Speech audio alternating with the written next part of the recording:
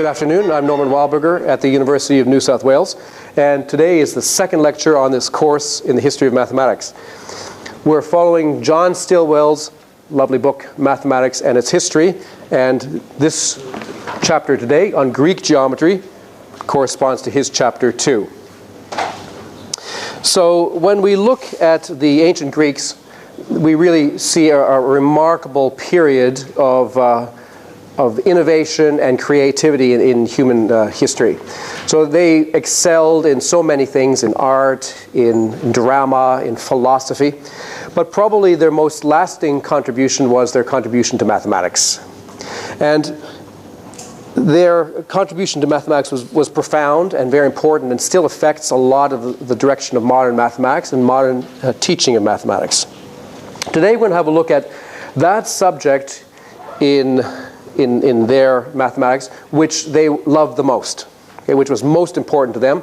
That was the geometry. They thought of geometry as sort of being the central subject in mathematics. And they left us one overwhelmingly important book, which was written by Euclid, and it's called The Elements. Euclid's Elements. Okay, and Euclid was around 300 BC. It's hard these days to understand and appreciate how important this book has been in the history of mathematics and in the history of civilization.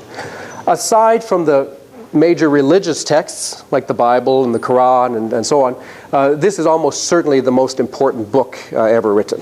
Okay, its influence was dramatic upon Arab civilization, and then Western mathematics was built on it. So for 2,000 years after Euclid's Elements, if you studied mathematics, very likely you were studying geometry using Euclid's Elements as a text. Okay. That situation maintained itself until the beginning of the 19th century, when Euclid started to weaken and then people started to think about alternatives. Okay. But in the 18th century, 19th century, 17th century, studying mathematics at university meant going through Euclid's propositions one by one and learning them all. That was what mathematics was. It's fascinating to think that the direction of mathematics has changed so much that nowadays students in high schools often learn very little geometry. Perhaps you people have learnt very little geometry. Right? So this will be a chance for you to learn some interesting geometry. I have here a lovely book, one of my prized possessions, and it's a copy of Euclid, which was printed in 1723. Okay? It says, printed for Thomas Woodward at the Half Moon, over against St. Dunstan's Church in Fleet Street, and then 1723. And I want to read to you the first 2 pages of this. Okay, it's a preface by Dr. Keel, perhaps the one who put it together. So this is a voice talking to us from 300 years in the past. Okay. A young mathematician may be surprised to see the old, obsolete elements of Euclid appear afresh in print. And that too after so many new elements of geometry as have been lately published, especially since those who gave us the elements of geometry in a new manner would have us believe they have detected a great many faults in Euclid.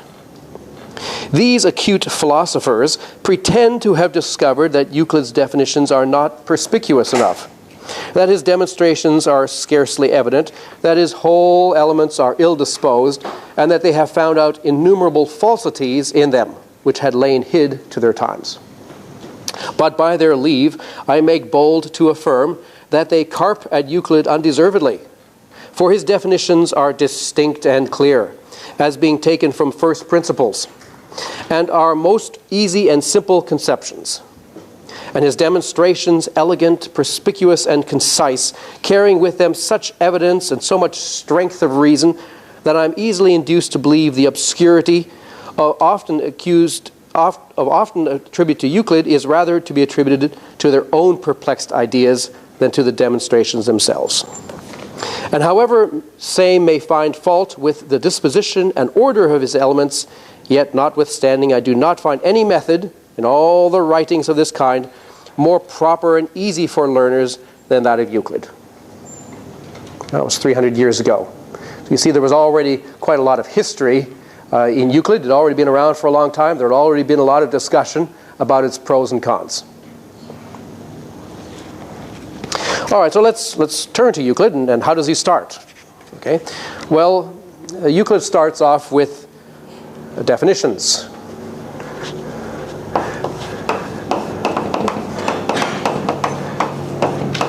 And admittedly, these definitions are maybe not so clear to us today. They might not pass muster today. So his first definition is that of a point. What is a point? A point is that which hath no parts or magnitude. What does he mean? Well, he means that a point is something like this, but it's really small. It doesn't actually have a concrete size. Second definition, a line is length without breadth. In this edition of Euclid, a line referred to just a sort of continuous line, a curve, what we would say today. The ends or bounds of a line are points. So as far as he was concerned, when you drew a line, there was a starting point and a stopping point. Any line had ends. And there's many other definitions, okay, involving circles, figures, semicircles, rhombuses, and so on and so forth. And then in this edition, there are 3 postulates. So these are what? That, first of all, a right line may be drawn from any one point to another. So if you have any point and any other point, you can draw a right line joining them. Right line is his meaning of straight line. Okay? So you can draw a straight line between any 2 points. Okay, we'll accept that. Second postulate is that a right line may be continued directly forwards. So if you have a line and you need to extend it, you can do so. You can continue the line in either direction. So the first one is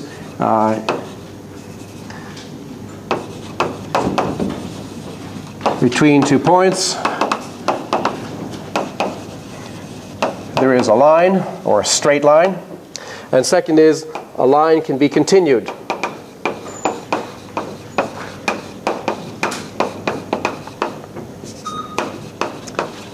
These days we tend to think of lines as being infinite in extent, but in Euclid's days a line was something that you drew on a piece of paper and it had a start and a stop, but he allowed himself to continue it by maybe making the paper larger.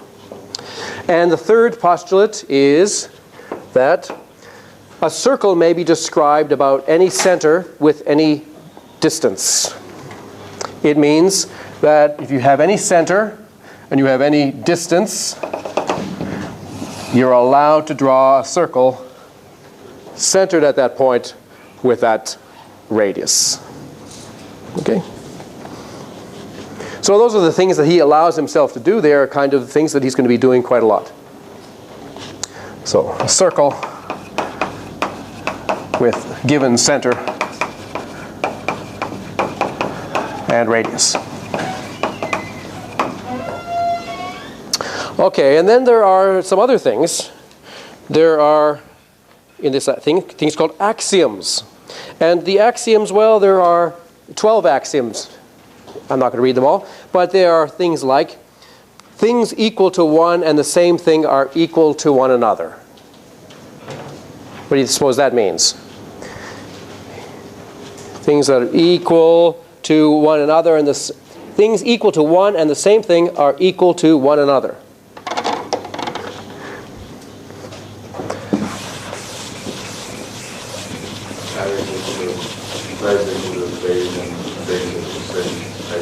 That's right. If A is equal to B and B is equal to C, or if A and B are both equal to C, perhaps we could say.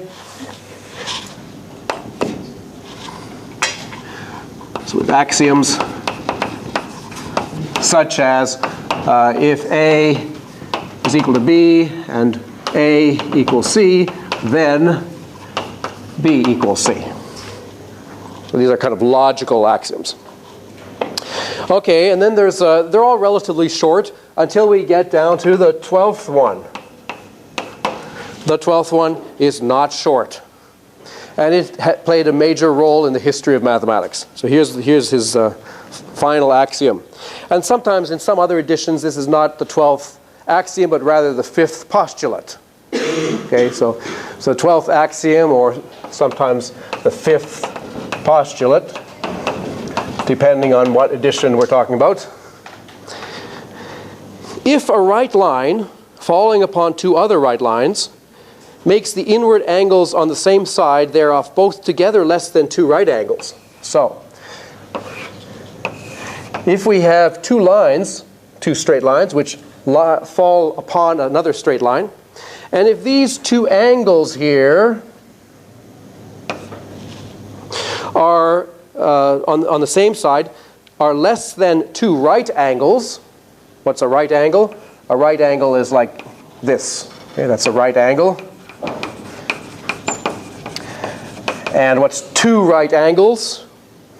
Well, it's sort of like all the way around, what we call 180 degrees. So he's saying that if this angle and this angle together are less than 180 degrees, then the two right lines indefinitely produced will meet each other on that side where the angles are less than right ones.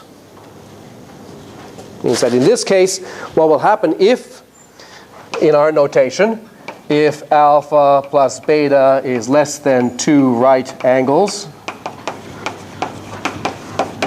I won't say 180 degrees because Euclid definitely did not measure angles in terms of degrees. But if alpha plus beta is less than two right angles, then the lines meet. And they meet, moreover, somewhere in that direction. This postulate is also sometimes called the parallel postulate. And it's often stated in a quite different way. It's often stated in this way, that if you have a line and you have a point not on the line, then there's exactly one line through the point which is parallel to the given line. And what does parallel mean? For Euclid, parallel meant that the two lines don't meet. Even if you extend them in this direction or you extend them in this direction, they don't meet. So this was an assumption. This was something that Euclid said, look, this is kind of obvious, so we're going to use this, but we're not going to prove this. And his idea then was to, starting from this framework, to derive all the major results of geometry from first principles using logical reasoning, one step at a time, starting with simple things, building up to bigger and bigger things, each given a clear statement and a proof. Okay, so proposition, proof, proposition, proof, proposition, proof, and it goes on. 13 books altogether, not all of them devoted to geometry, but the first three or first 6 books mostly they're the ones that studied mostly concerned with geometry.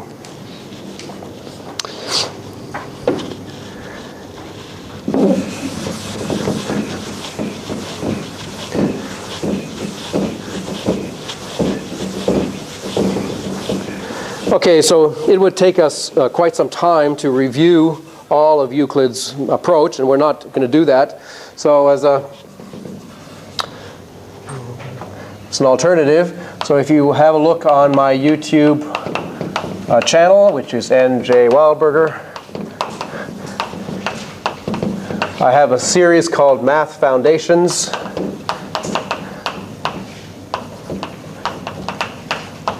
And in that series somewhere, I can't actually remember the numbers offhand, in that series there's a series of videos on Euclid that describe roughly what happens in the various books 1 to 13, and give you pictures and so on. So if you want some more detail or perhaps homework, you can have a look at those Math Foundations series. I want to talk about just a few select problems, just to give an indication of what actually a proposition looks like. Okay. So I'm going to choose in book 3, proposition 35. And what does it say? It says that if two right lines in a circle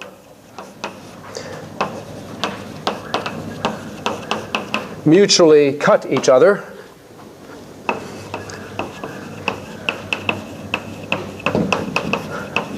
the rectangle contained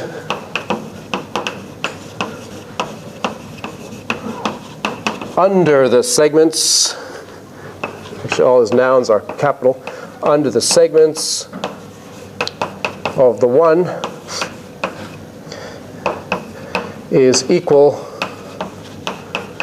to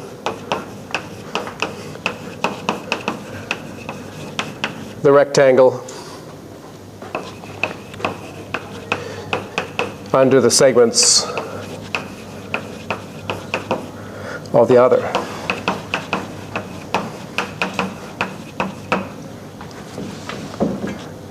All right, so I'd like to have a look at that theorem. Any of you recognize what it is?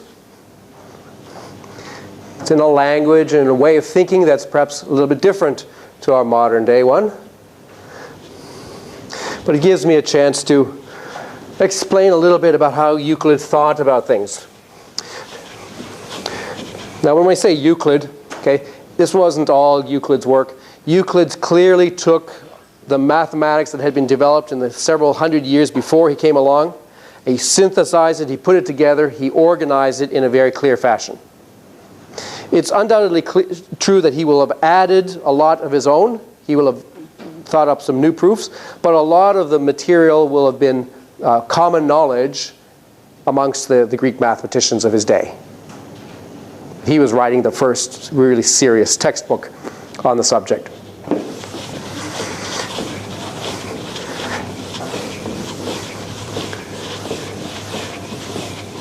Okay, so the ancient Greeks thought about geometry in a quite different way than we do.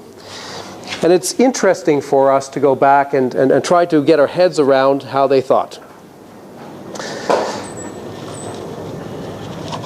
So to Euclid, a segment like this could not be measured directly. Okay? Euclid did not have a ruler. Well, he most surely had a ruler, but he does not use his ruler in his theoretical development. He does not say, let's measure this line segment, get 17.4 or whatever. Okay. So if he wants to compare line segments, if he wants to say that this line segment is equal to this line segment, and he does say that, what he means is that you could pick this segment up and put it there. Or using the tool of the day, you know, you have sort of a compass. The compass was used to draw circles. So if you get a compass and you open it and you sort of use it as a divider and you get it at that point there, and then you just pick the compass up and move it over there and you put it down here and you see that it's the same, then you say those two segments are equal. That was equality of segments.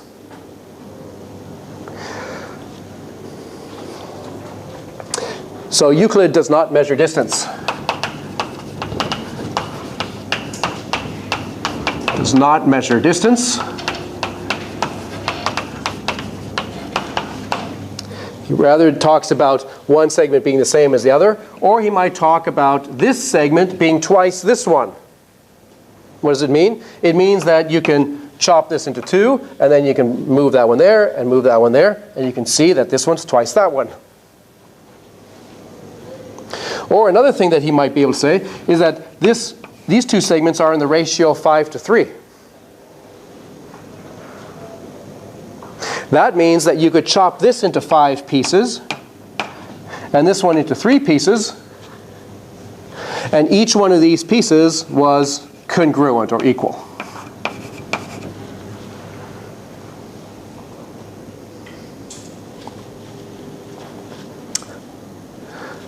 Also important to measure, also he does not measure angles.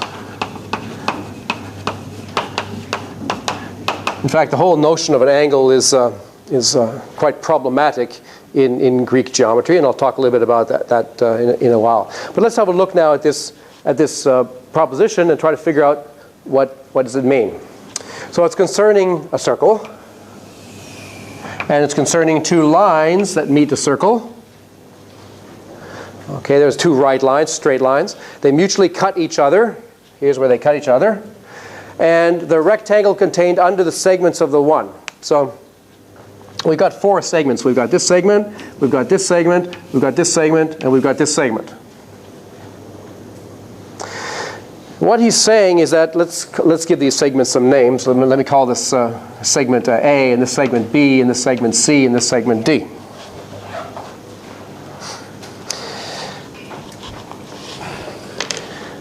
Then the statement of the theorem is really that A times B equals C times D.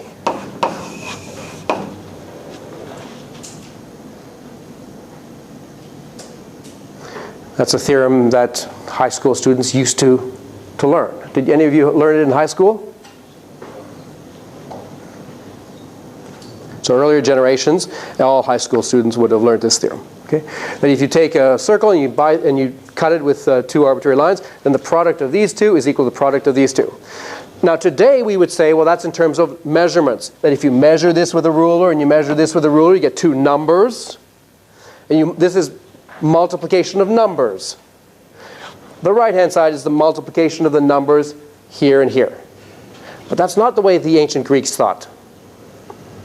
They thought of everything geometrically, so that this length times this length was not a number, it was a rectangle.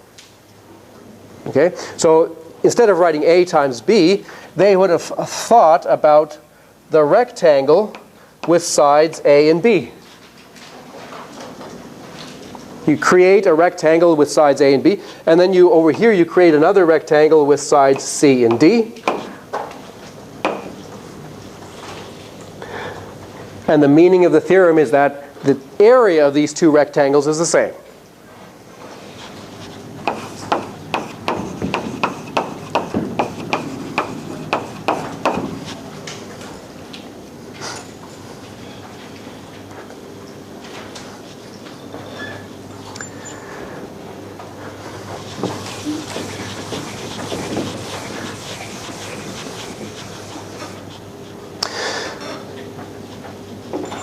So another important thing that you find in Euclid is the emphasis on constructions. A lot of the propositions are not statements about theorems, but they're often statements about constructions. They're telling you how to construct things using a rule, using a straight edge and a compass. So the straight edge, by which I mean a ruler without the markings, just a straight edge, and a compass are the basic tools in Euclidean geometry. And Euclid wants to show us how to construct a lot of things with these. For example, how do you get a midpoint of a segment? You use a compass. You can't use a straight edge. You can't measure it and just sort of, divide the number in half. You put your compass with center here and arm here, and you swing a circle. And then you get the same compass, and you stick it center here, and you put it here, and you make another circle. And these two circles intersect. And where they intersect are 2 points, and then we join those 2 points with our straight edge, and we've got our midpoint. In fact, we've got more. We've also created a perpendicular to the line. So we've been able to make a midpoint and perpendicular to a line.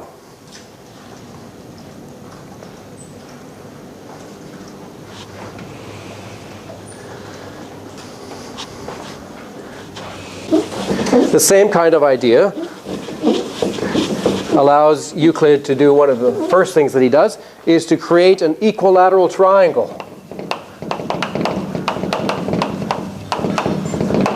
So he says there is an equilateral triangle on any side. You give me a side, I'll build you an equilateral triangle on that side. How do you build an equilateral triangle? You get your compass, centered here, arm here, swing it up. That's the same thing we just did there. Center here, swing it up, swing around.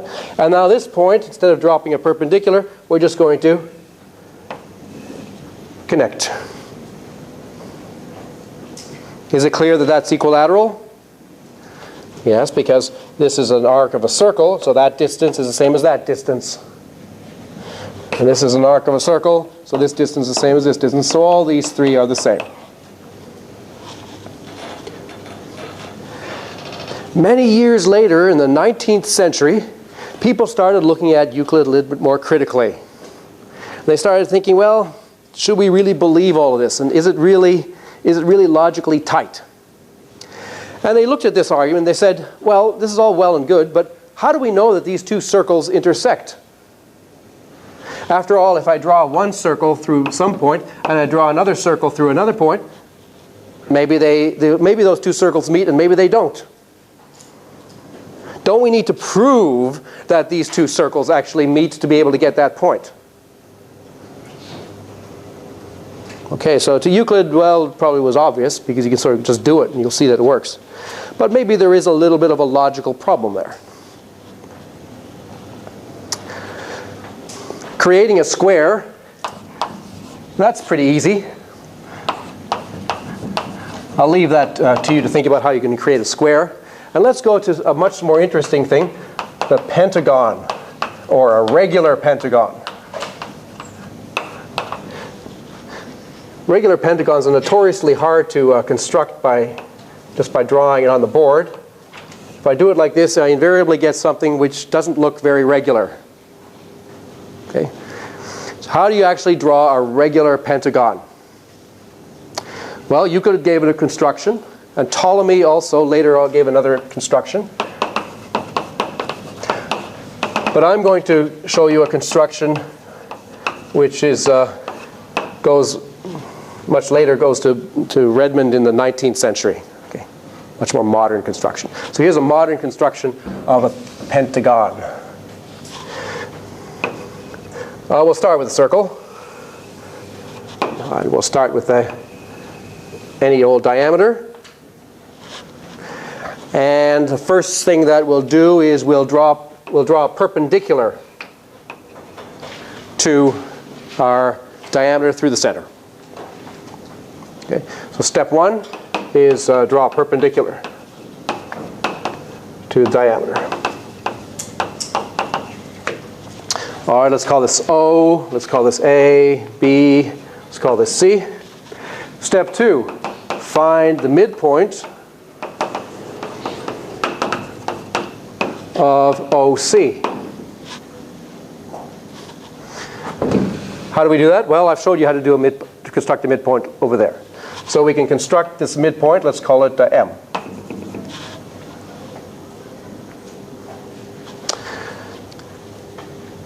Now I'm going to join AM.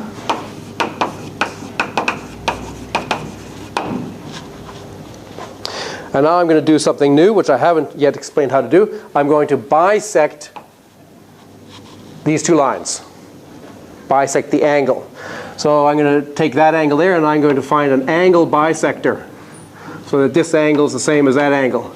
I'm going to do the same on the other side because angle bisectors come in two. So that's going to be the same as that. So bisect the angles, or the angle formed by the lines OC and AM. So let me show you how you bisect an angle.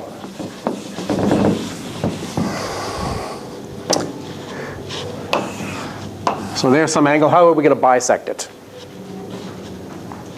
We're going to take our compass and put it right here and make a circle. And then we're going to, well, we're going to keep the compass open at the same distance, so we can actually, we're going to center it here, and we're going to draw the circle through here. And then I'm going to go over here and do the same thing over here. It's centered here, through here.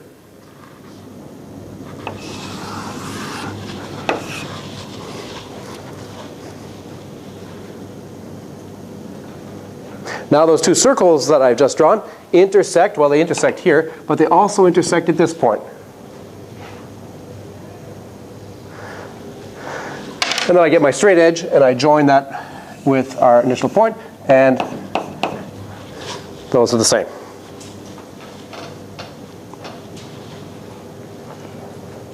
Now what about, there's actually another bisector over here.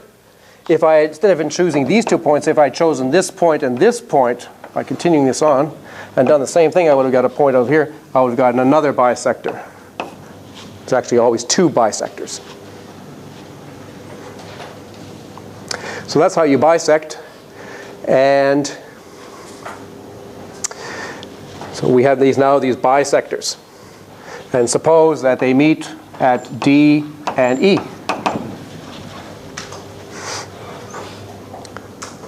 Then the step 5, draw perpendiculars to AB through D and E.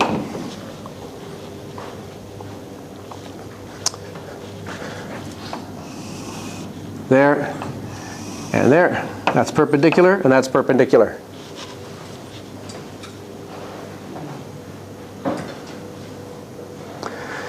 And what do we get? We get this point, this point, this point, this point, this point, and that one, forming, if I'd done it accurately, a regular pentagon.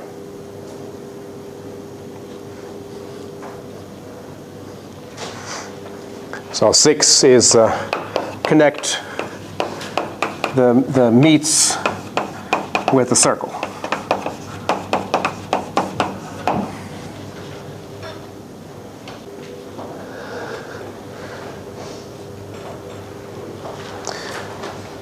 Now, well, that's very nice.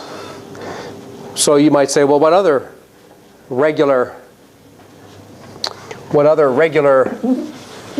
polygons can you create with a ruler and compass? Can you create a hexagon?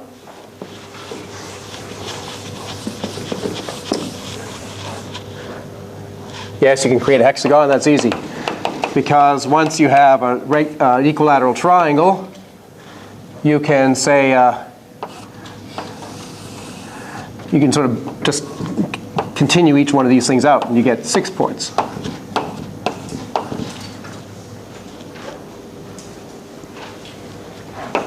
How about a septagon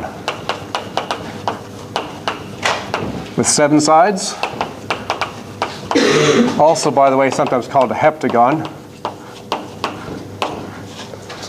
Seems to be a division between septagons and heptagon for the name of a 7-sided figure. Can we create a 7-sided figure with a ruler and compass? The answer is no. Can't be done.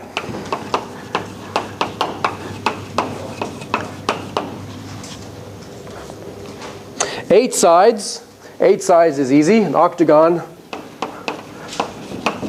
That's easy. You just take a square and do some bisecting. 9 sides, a nonagon. Answer is no. So even if you take a 90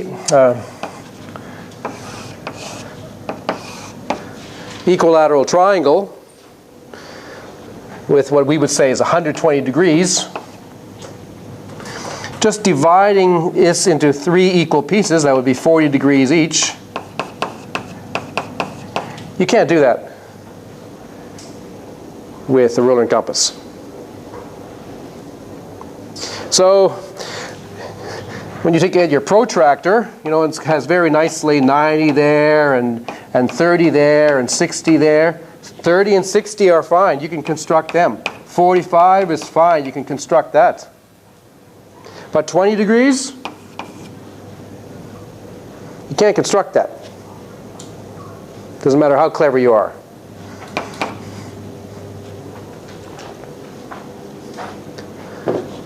Can't construct it with a ruler and compass.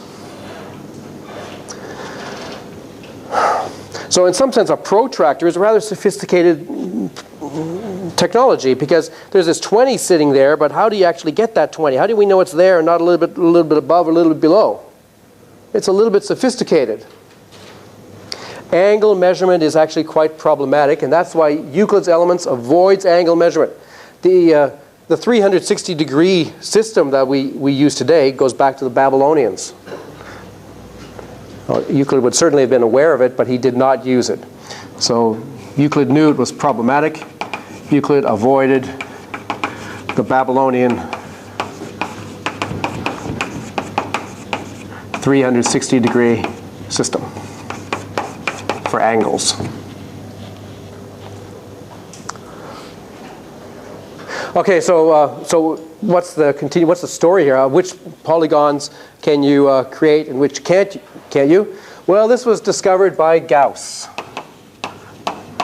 great German mathematician, much later, beginning of the 19th century, when he was a teenager. And he discovered that an n-gon, a regular n-gon, is constructible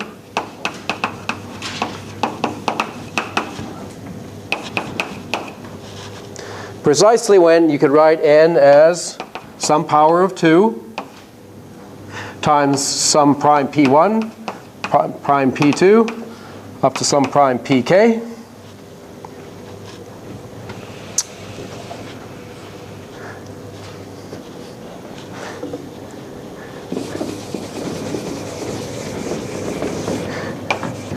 With the pi's distinct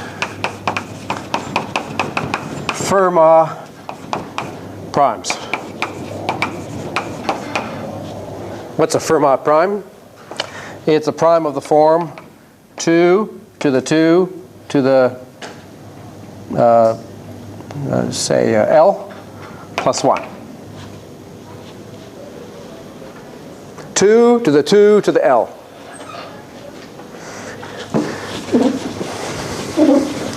So what do these Fermat primes look like? If L is 0, then we're going to get P equals 2 to the 1, so that'd be 3.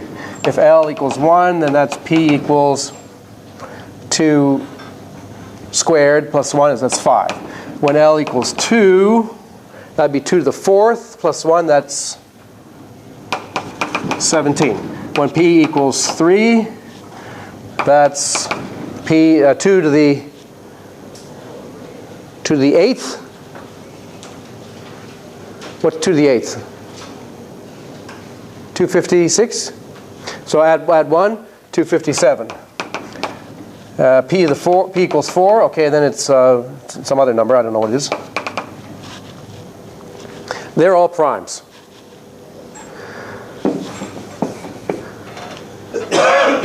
But I think these are the only ones.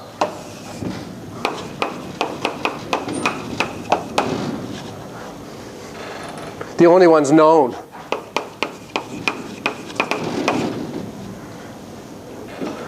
So people have investigated which numbers of this form are prime, and they've, you know, can plug it into your computer and try to work it out. But I don't think they found any more than are on this short list.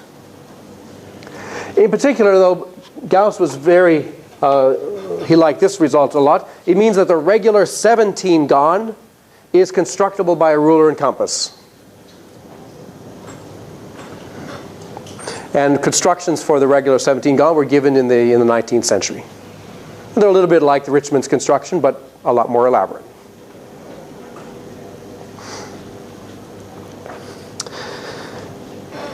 So Euclid's work was a great thing. And I have to mention sort of the culminating aspect of it, which may have been one of his motivations for doing the project. The Greeks were fascinated by objects like this, which are three-dimensional analogs of regular polygons. This is a dodecahedron. It's a regular polytope. Each side is a regular 5-gon. And there are 1, 2, and 5 here. There's 12 sides. And closely connected to it is the icosahedron, made out of 20 triangular faces. And these are 5 of the Platonic solids. So the high point of Euclid,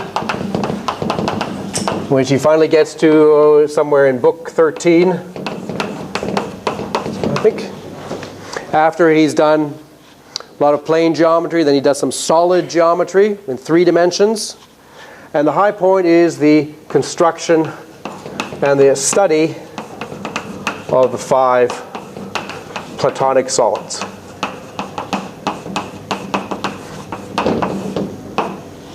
Named after Plato. And the 5 Platonic solids are, the simplest one is the tetrahedron, which I can try to kind of draw a picture of. It's got a triangular base and then 1 point. And of course a cube.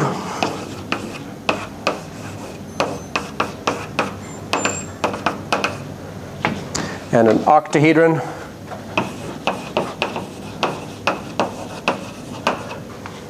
Which you get by taking a square base and putting 1 point above and another point below.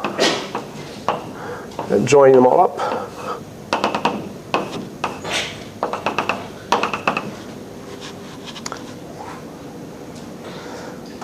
So here we have 4 triangular sides. Here we have 6 square sides.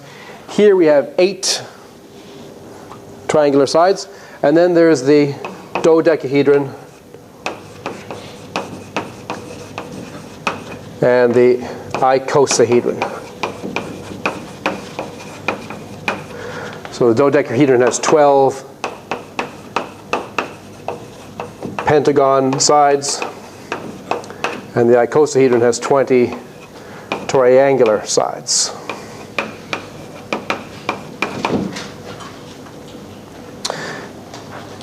And they proved, Euclid proves, that these are the only ones. These are the only regular polytopes consisting of faces which are all the same. All the faces look the same. All the faces are regular polygons themselves. They're the only regular solids.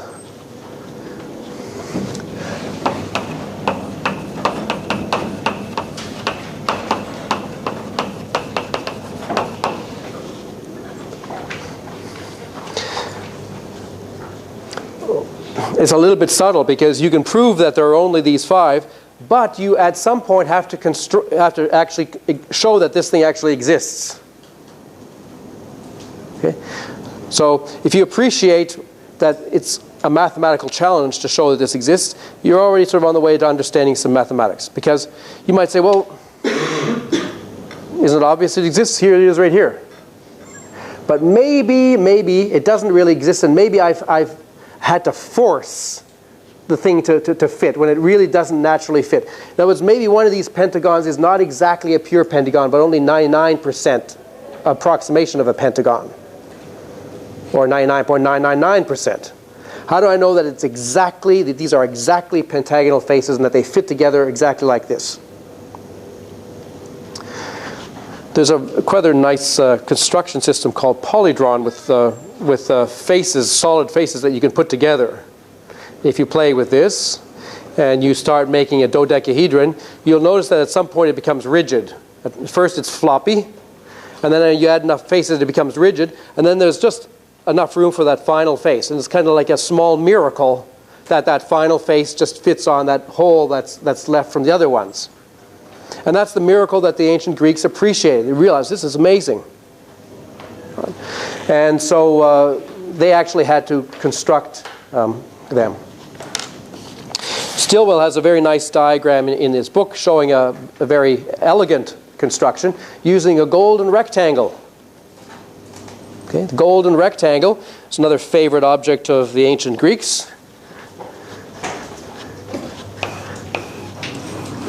With sides 1 and tau. What is tau? Tau is 1 plus root 5 on 2, which is 1.6, I always forget, 1.61803398887, blah, blah, blah. It's a very important number in mathematics. Where does it come about? Well, it comes about in the pentagon. If you have a pentagon, one we constructed,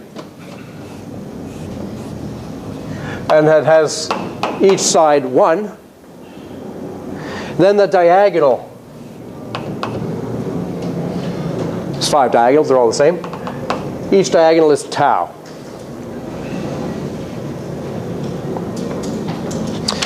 And what Pacioli discovered, who was a friend of Leonardo da Vinci's, according to Stillwell, is that this rectangle, made which has proportions of the golden rectangle, is naturally connected with this dodecahedron, not the dodecahedron, the icosahedron here. If you look at this in the right way, you see exactly 3 golden rectangles put together in a nice way. How can you see that? Well, let me just slip this in here. And you see that? So that those four vertices, these ones right here, they form a nice little golden rectangle. But also there's a golden rectangle in that direction with these 4 vertices. There are 12 vertices altogether. So that's one group of 4. That's another group of 4. There's one more group of 4 left over, which is that golden rectangle. That pretty much goes for any 4 sort of corresponding vertices? In this object? Well, I think, yes it does. So, we could also go diagonally like this too here. But the point is, if you just concentrate on these 3, then you have a situation where in the x, y, z plane, you can have one rectangle like this, one like this, one like this, and one like this. And you know what the coordinates of all the points are because they're all just made out of 1s and taus. And then you can check that you got lots of equilateral triangles using analytic geometry.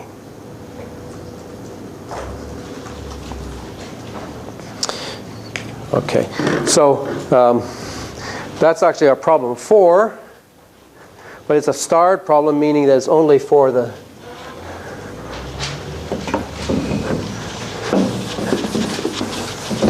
3560 students. So problem 4, check Pacioli's construction. Okay, Stillwell's book has this as an exercise. It's 2.2.2 in Stillwell.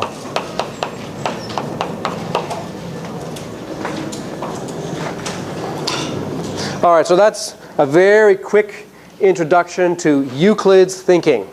Very important, influential book that, well, just had so much influence on the course of civilization.